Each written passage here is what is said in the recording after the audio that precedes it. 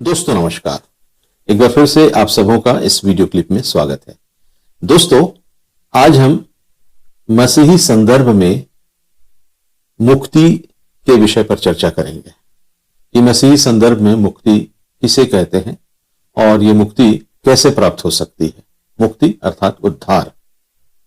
मुक्ति अर्थात उद्धार। तो मसीही संदर्भ में मुक्ति के 5 स्तंभ हमें मिलते हैं जिस पर मुक्ति आधारित है अर्थात उद्धार आधारित है। तो उसमें पहला जो स्तंभ है वो है तथ्य अर्थात फैक्ट। दूसरा है विश्वास अर्थात फैथ। तीसरा है फल अर्थात फ्रूट। और चौथा है भावना अर्थात फीलिंग। और 5वां है भविष्य अर्थात फ्यूचर। तो fact, faith, fruit, feeling and future, इन 5 स्तंभों पर मुक्ति आधारित है मसीह धर्म के विश्वास के अनुसार। तो आइए हम इस पर और थोड़ा विस्तार से चर्चा करेंगे कि ये 5 स्तंभ क्या हैं और कैसे हम इन्हें अपने मसीही जीवन में देखते हैं। तो पहली जो बात आती है तथ्य। मसीह के पूर्ण कार्य पर आधारित मुक्ति होती है।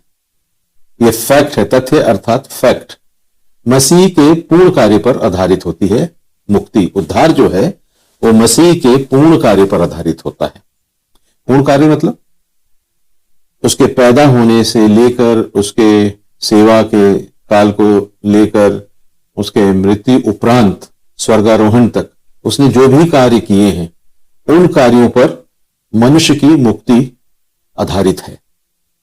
मनुष्य का उद्धार उन्हीं कार्यों पर अर्थात एक शब्दों में कहा जाए मसीह पर मुक्ति आधारित है।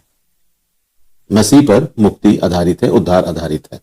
इब्रानियों 9 अध्याय उसके 26 पद में लिखा है कि पर अब युग के अंत में वह एक बार प्रकट हुआ ताकि अपने ही बलिदान के द्वारा पाप को दूर कर दे। अपने ही बलिदान के द्वारा पाप को दूर कर दे।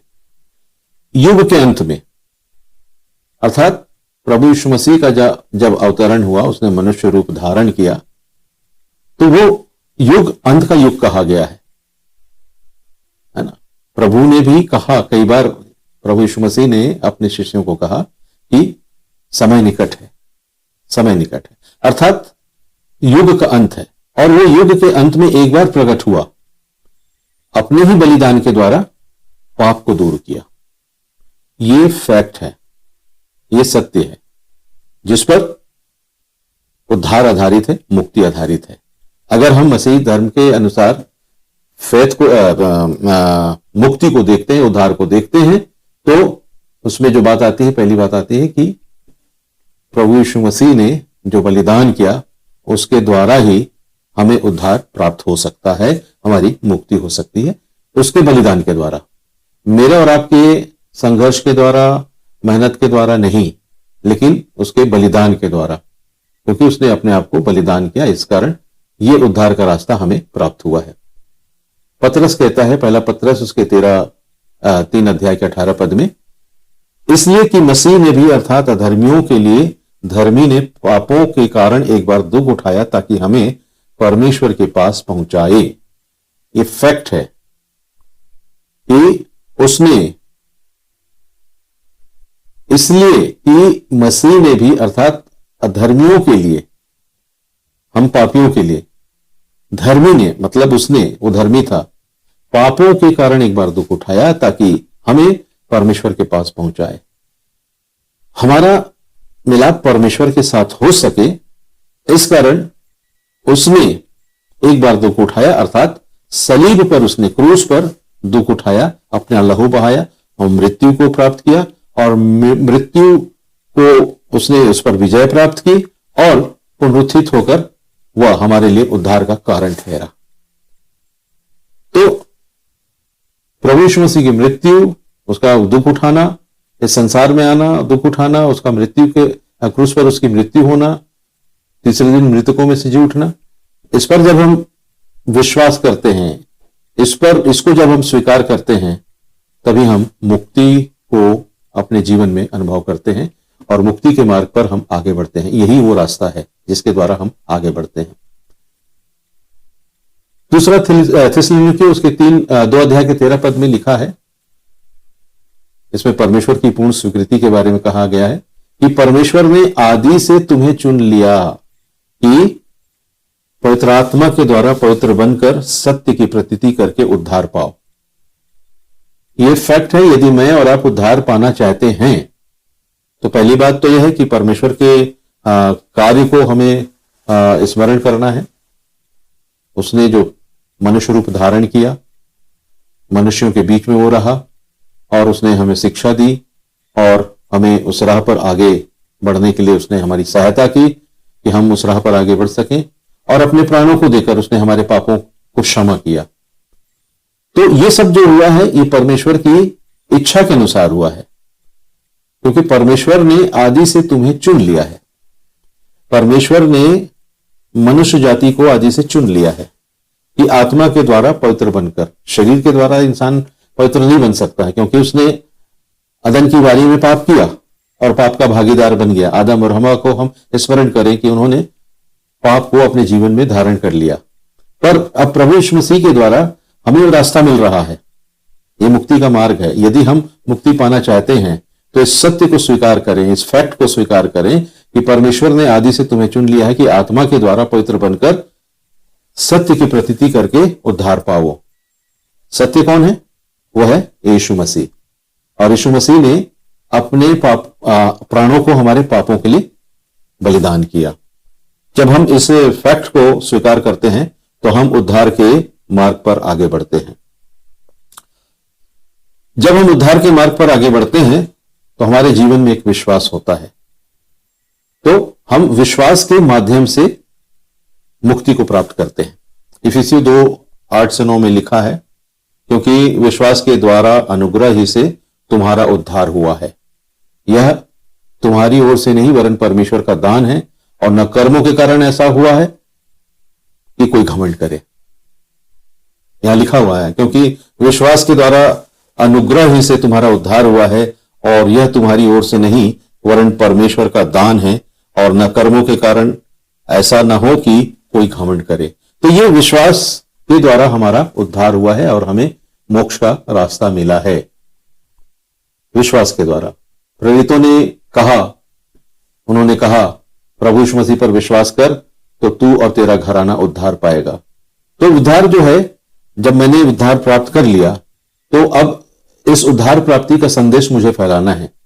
इस उद्धार के संदेश को लोगों तक पहुंचाना है और लोगों को कहना है कि विश्वास करो तो तुम और तुम्हारा घराना उद्धार पाएगा। मोक्ष के रास्ते पर तुम इस तरह से आगे बढ़ोगे। यह मसीही धर्म का विश्वास कहता है कि प्रभु यीशु मसीह पर विश्वास करो तो तुम और तुम्हारा घराना उद्धार प्राप्त करेगा। और जब उद्धार प्राप्त होता है हमें दोस्तों, तो हमारे जीवन से फल दृष्टिगोचर होता है, फल दिखाई देता है। यूहन्ना 15:8 में लिखा है, मेरे पिता की महिमा इसी से होती है कि तुम बहुत सा फल लाओ, तभी तुम मेरे चेले ठहरोगे।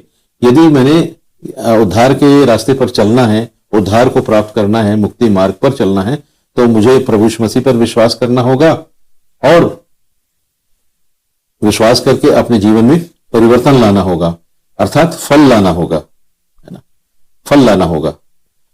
तभी तुम मेरे चेले ठहरोगे। यदि हम सिर्फ जुबान से बोलें और अपने जीवन में वैसे फलों को न लाएं, दिखाएं ना अपने जीवन में फलों को, तो हम मुक्ति को प्राप्त नहीं किए हैं। हम सिर्फ मुक्ति की बात कर रहे हैं, मुक्ति पर चल नहीं रहे हैं। बात करना, बोलना, कहना अलग बात है, लेकिन उसके परिणाम का जीवन में दिखाई देना अलग बात है।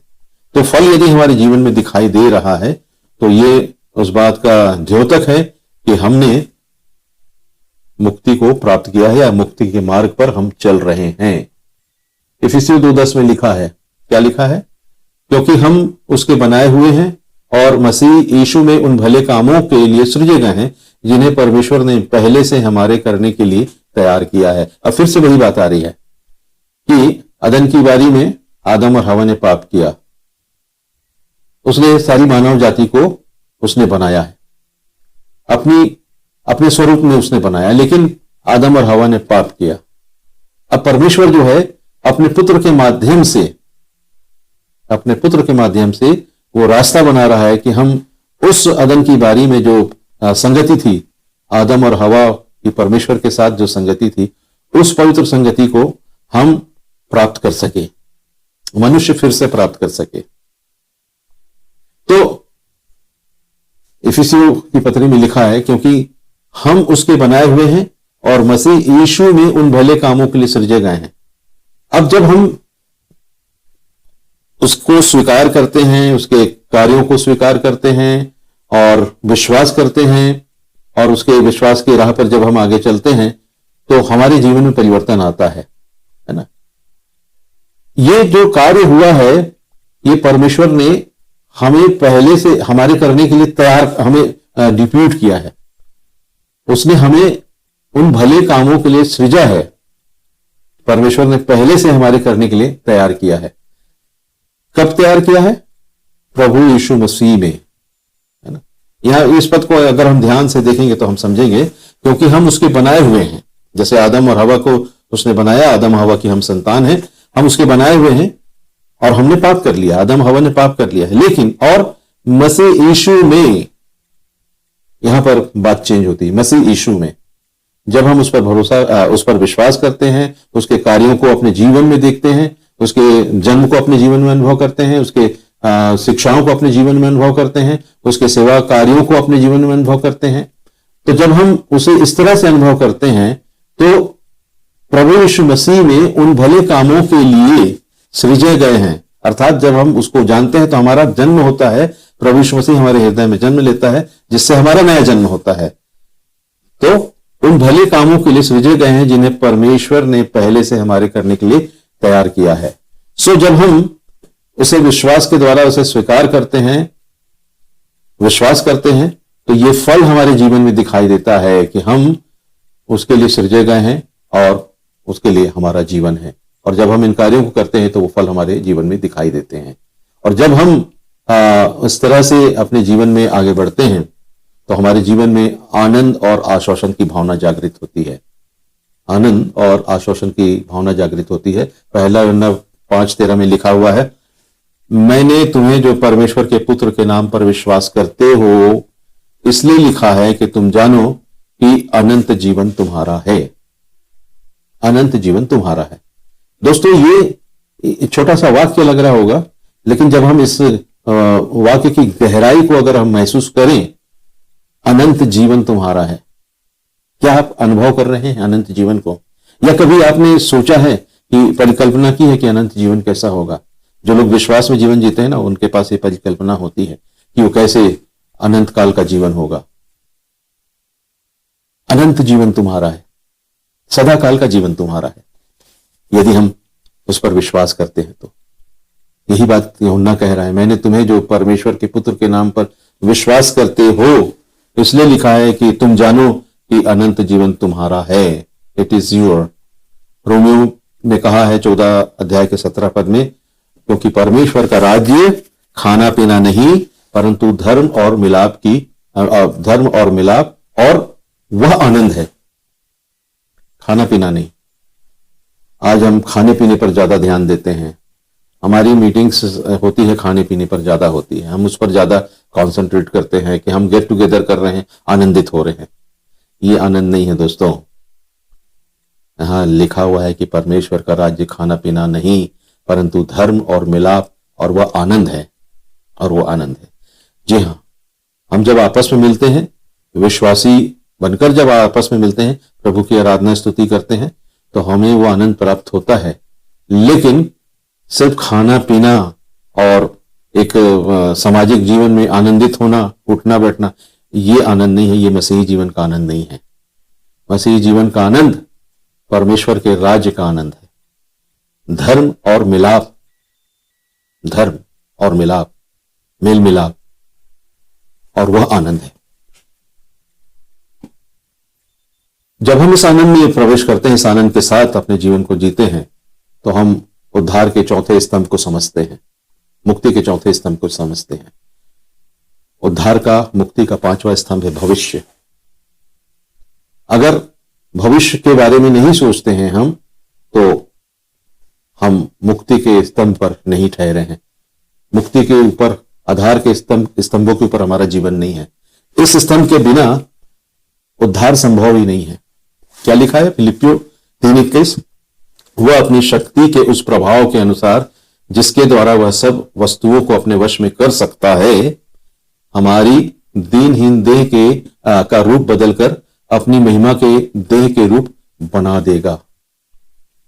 मेरा और आपका ये जो देह है, मेरी और आपकी जो देह है, ये देह बदल जाएगी, ये रूप बदल जाएगा।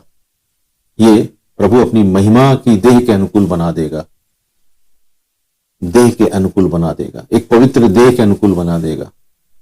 जब हम इस देह को सोचते हैं तो इस देह में तो बहुत सी बातें पाई जाती हैं, इस देह में बहुत सी बीमारियां पाई जाती हैं, इस देह में बहुत सी विशुद्ध स्थितियां पाई जाती हैं, इस देह में मृत्यु पाई जाती है, इस देह में जीवन नहीं पाई जाती है। प्रभु कहता है कि इस देह को बदल देगा वो, इस देह को वो बदल देगा, इस देह को बदलकर महिमा की देह में, महिमा की देह के अनुकूल बना देगा। मतलब प्रभु अपने स्वरूप में फिर से हमको बना देगा, उस स्वरूप में, उस स्वर्गिक स्वरूप में हमको बना देगा, जहां ना भूख है, ना प्यास है, ना धन की चिंता है, ना वैभव की चिंता है, न ही इस तरह की कोई जीवन से संबंधित, इस तरह की भौतिकता से संबंधित कोई बातें होंगी नहीं। महिमा के देह के अनुकूल वो हमें बना देगा।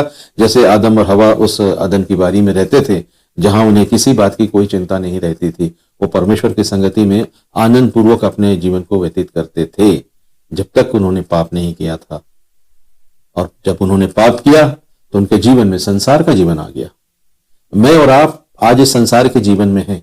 प्रभु चाहता है कि उस बारी में हम फिर पहुंचे, अर्थात उस महिमा की देह के अनुकूल हम फिर बन जाएं, क्योंकि आदम और हवा को उसने अपने स्वरूप में रचा था, उसने अपने स्वरूप में रचा था। तो ये विश्वास का वो स्तंभ है दोस्तों, जिस पर यदि हम विश्वास करते हैं, भरोसा करते हैं, तो हमारी देह जो है वो महिमा के देह के अनुकूल प्रभु बनाना चाहता है।